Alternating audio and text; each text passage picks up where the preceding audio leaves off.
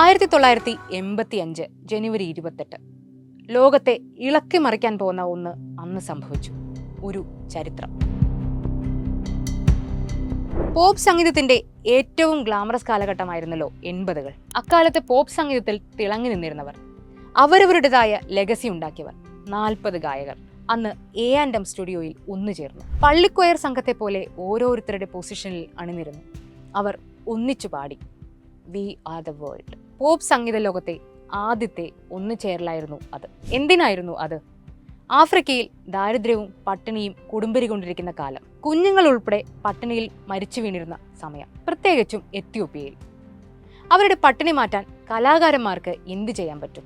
UK band do they know it's Christmas എന്ന പാട്ട് release ചെയ്തത് 1984 ഡിസംബറിലായിരുന്നു. അപ്പോഴാണ് സംഗീതജ്ഞനും ആക്ടിവിസ്റ്റുമായ ഹാരി ബെലഫോണ്ടെ ആഫ്രിക്കൻ പട്ടിണിക്കായി ഒരു അമേരിക്കൻ ബെനഫിറ്റ് സിംഗിളിനെ കുറിച്ച് ആലോചന തുടങ്ങുന്നത്. അമേരിക്കൻ മ്യൂസിക് മാനേജറും പ്രൊഡ്യൂസറും എല്ലാമായ കെൻ ക്രാഗനെ ഈ ചിന്തയ്ക്കൊപ്പം കൂട്ടി. അങ്ങനെ ആ ആലോചന യാഥാർത്ഥ്യമാക്കാനായി ഇരുവരുടെയും ശ്രമം. പല ആർട്ടിസ്റ്റുകളെയും അവർ ബന്ധപ്പെടാൻ ശ്രമിച്ചു. അതിൽ ആദ്യത്തേത് പോപ്പ് സിംഹം മൈക്കിൾ ജാക്സണും ലയണൽ റിച്ചിയുമായിരുന്നു. ഒരു പാട്ട് ആഫ്രിക്കയ്ക്കായി എഴുതണം. ഇരുവർക്കും കെന്നും ഹാരിയും വച്ച നിർദ്ദേശം അതായിരുന്നു. പിന്നീട് ആ പാട്ട് യാഥാർത്ഥ്യമാക്കുക എന്നത് റിച്ചിയുടെ കൂടി ലക്ഷ്യമായി.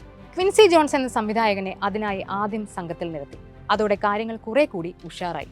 അവിടെ നിന്ന് തുടങ്ങിയ യാത്രകൾ അവസാനിക്കുന്നത് 1985 ജനുവരി 28 നടന്ന അമേരിക്കൻ മ്യൂസിക് അവാർഡ് ഫംഗ്ഷനിലാണ്.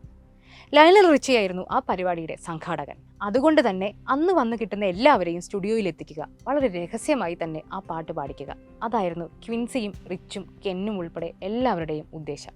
എന്നാൽ ആരൊക്കെ വരും? ആരെല്ലാം തയ്യാറാവും? വന്നാൽ തന്നെ എല്ലാവരും ലെജൻസ് ആണ്. അവരെ എങ്ങനെ ഒരു സ്റ്റുഡിയോയ്ക്കുള്ളിൽ ഒന്നിച്ചിണക്കും? അങ്ങനെ ആശങ്കകളുടേതായ ദിവസങ്ങൾ. അവർ സമീപിച്ചവരിൽ പലരും ഒപ്പം നിൽക്കാമെന്നറിയിച്ചു. പലരും പിന്മാറി. എങ്കിലും ഒടുവിൽ അത് സംഭവിച്ചു.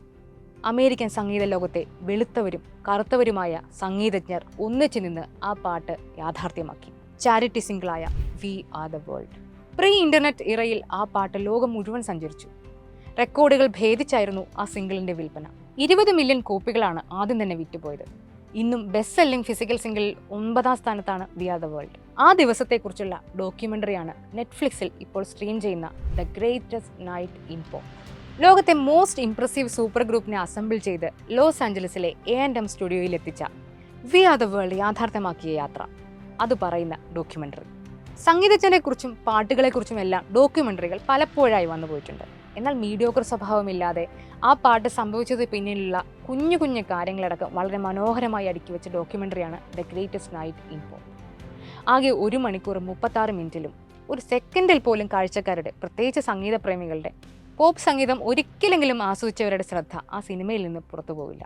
അതിൽ ഇണക്കങ്ങളും പിണക്കങ്ങളും ഉണ്ട്, നർമ്മമുണ്ട്, ലിറിക്സും മ്യൂസിക്കും ഉൾപ്പെടെ അവസാന നിമിഷം മാറി മറിയുന്നതിൻ്റെ ആകാംക്ഷയുണ്ട്, സംഘാടകരുടെ വെല്ലുവിളികളുമുണ്ട്. Michael Jackson, Lionel Richie, Ray Charles, Bob Dylan, Stevie Wonder, Bruce Springsteen, Diana Ross, Sheila E, Tina Turner, Billy Joel, Paul Simon തുടങ്ങി ഒരു നിര ഗായകർ. ഓരോരുത്തരെയും എങ്ങനെയാണ് കൺവിൻസ് ചെയ്തത്? അന്ന് തരംഗമായിരുന്ന പ്രിൻസ് എന്തുകൊണ്ട് ഈ സംരംഭത്തിൽ പങ്കെടുത്തില്ല? ഇതെല്ലാം പറയുകയാണ് ഡോക്യുമെന്ററി. അമേരിക്കൻ മ്യൂസിക് അവാർഡ് കഴിഞ്ഞ് ഓരോരുത്തരായി സ്റ്റുഡിയോയിലെത്തുമ്പോൾ സ്റ്റുഡിയോയുടെ ഡോറിൽ ഇങ്ങനെ എഴുതിയിരുന്നു, check your ego at the door. എന്നാൽ അത് എഴുതി വെച്ച് അത്ര എളുപ്പമായിരുന്നില്ല ആ വാതിലിനപ്പുറത്തെ കാര്യങ്ങൾ. രാത്രി 10:30 എല്ലാ ഗായകരും പൊസിഷനിൽ നിന്നു. ഓരോരുത്തർക്കും ലഭിച്ച ലിറിക്കൽ പാട്ടുകൾ പാടുന്നതിനിടയിലാണ് സ്റ്റീവി വണ്ടർ അയാളുടെ വരികൾ സ്വാലിഹി ഭാഷയിൽ മാറ്റാമെന്ന സജഷൻ വരുന്നത്.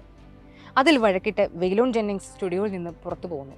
ഇങ്ങനെ ചെറിയ ചെറിയ ഇണക്കങ്ങളും പിണക്കങ്ങളും സ്നേഹവും കൂടിച്ചേരലും എല്ലാം ഡോക്യുമെന്ററിയിൽ മറകളില്ലാതെ കാണിക്കുന്നു. ഡയറക്ടർ ബാവോ ന്യൂവർ അന്നത്തെ കാലത്തിലൂടെ നടത്തുന്ന യാത്ര അതിമനോഹരമാണ്. അന്ന് ആ റെക്കോർഡിങ്ങിൽ പങ്കെടുത്തവരിൽ ഇന്ന് ജീവിച്ചിരിക്കുന്ന പലരിലൂടെയുമാണ് ആ ദിവസത്തെ ചരിത്രം പറയുന്നത്. പറച്ചിലുകളിൽ പ്രധാനി സാക്ഷാൽ ലയണൽ റിച്ചി തന്നെയാണ്. മൈക്കിളുമായുള്ള ബന്ധം, അദ്ദേഹത്തിന്റെ വീട്ടിൽ ചെന്നുള്ള പാട്ടെഴുത്ത്, അങ്ങനെ അങ്ങനെ. സ്റ്റുഡിയോയിൽ എല്ലാവരും എത്തിച്ചേർന്ന് കഴിഞ്ഞപ്പോൾ കിൻഡർ ഗാർഡനിൽ ചെന്ന പോലെയായിരുന്നു എന്ന് റിച്ച് പറയുമ്പോൾ ആ അവസ്ഥ കാഴ്ചക്കാരനിലേക്ക് എത്തും. അന്ന് 80 മില്യണിലധികം $US ആഫ്രിക്കയ്ക്കായി കളക്ട് ചെയ്തു വി ആർ ദ വേൾഡ്. ആ വിജയത്തിന്റെ കാഴ്ചകളിൽ നിന്ന് ഡോക്യുമെന്ററി അവസാനമെത്തുന്നത് റിച്ചിയിലേക്ക് തന്നെയാണ്. എൻ്റെ അച്ഛൻ ഒരിക്കൽ പറഞ്ഞിരുന്നു, വീട്ടിലേക്ക് വരുന്നതിൽ സന്തോഷിക്കണം, കാരണം വീട് എന്നും ഉണ്ടാവും. എന്നാൽ വീട്ടിലുണ്ടായിരുന്നവർ ഉണ്ടാവണമെന്നില്ല. ഇതായിരുന്നു ആ റൂം. ഇവിടെയായിരുന്നു ബോർഡ്. ഉംബർട്ടോ ഇപ്പോൾ അതിൻ്റെ പിന്നിലിരിക്കുന്നില്ല. ദാ അവിടെയായിരുന്നു മൈക്കിൾ ജാക്സൺ.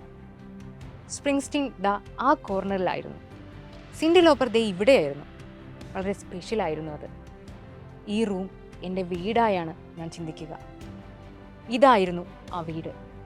അവിടെയാണ് വി ആർ ദ വേൾഡ് പണിതത് എന്ന് സ്റ്റുഡിയോയിലിരുന്ന് ഓരോ സ്ഥലവും ചൂണ്ടി ഇടയ്ക്ക് നിർത്തി കണ്ണു തുടച്ച് റിച്ചി പറഞ്ഞതോടെ ഡോക്യുമെൻ്ററി അവസാനിക്കുന്നു.